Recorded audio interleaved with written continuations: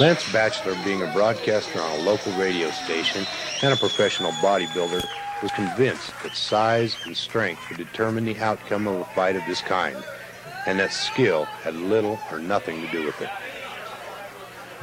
Believing this, he allowed himself to be prodded by his friends into publicly announcing a challenge to Pedro on the airwaves. Pedro, sight unseen and without hesitation, accepted. Being a professional referee, I explained to Pedro and Lance that this is a no-rules fight. However, there would be no eye gouging or biting, and that I would stop the fight if I felt either opponent was in danger of permanent injury.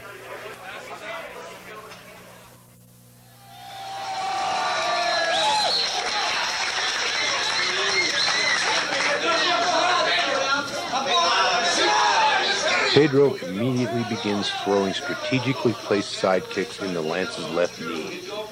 These kicks are designed to distract Lance from guarding his upper body and head, leaving a huge opening for attack.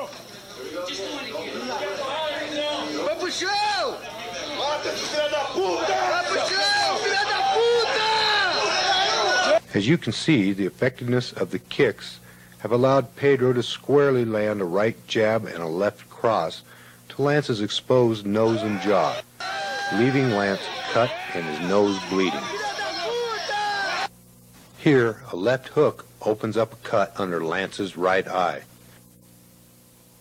Another shot of the same. It's obvious the bodybuilder is not prepared to defend himself against such a skillful attack. In a display of frustration, Lance charges Pedro, tackling him and taking the fight to the ground, which is where the jiu-jitsu man is most at home. Even with Lance's massive size and weight advantage and his body coated with Vaseline, Pedro's skill in jiu-jitsu allows him to flip the former Mr. Utah and dictate the pace of the fight.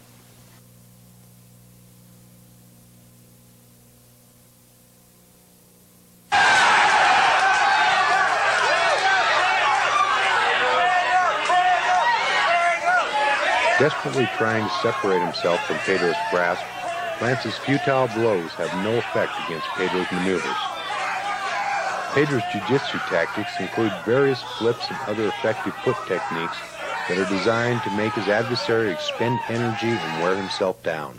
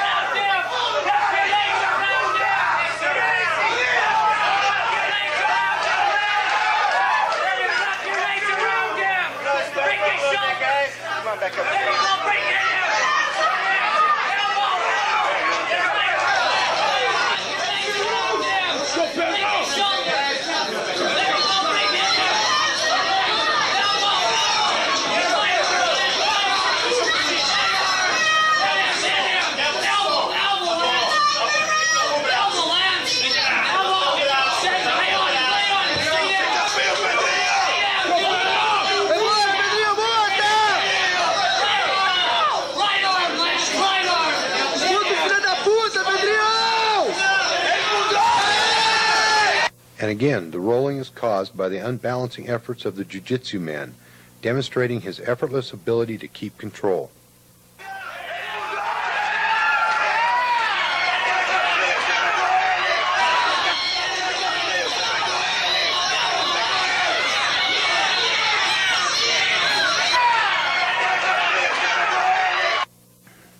As the clinch is released, Lance throws 4 punches, none of which connect with their intended targets. These are answered back by 2 solid connecting blows from Pedro. Lance's reaction is to extend his arm, trying to block any further onslaught.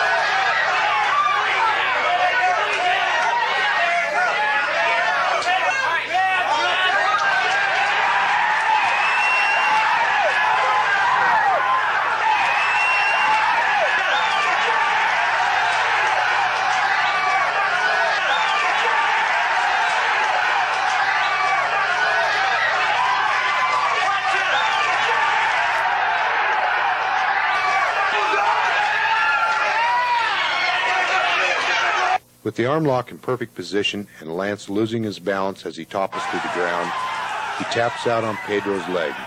Pedro shows great mercy by releasing Lance's arm just before it reaches its breaking point. At this point, I choose to stop the fight so that no further injury will be suffered by Lance.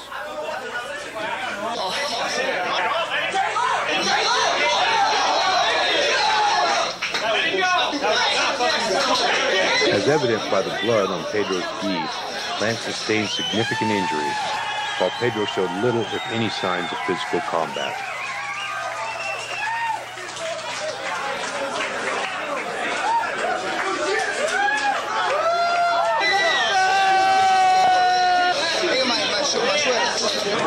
So did size and strength prevail over the skill of jiu-jitsu?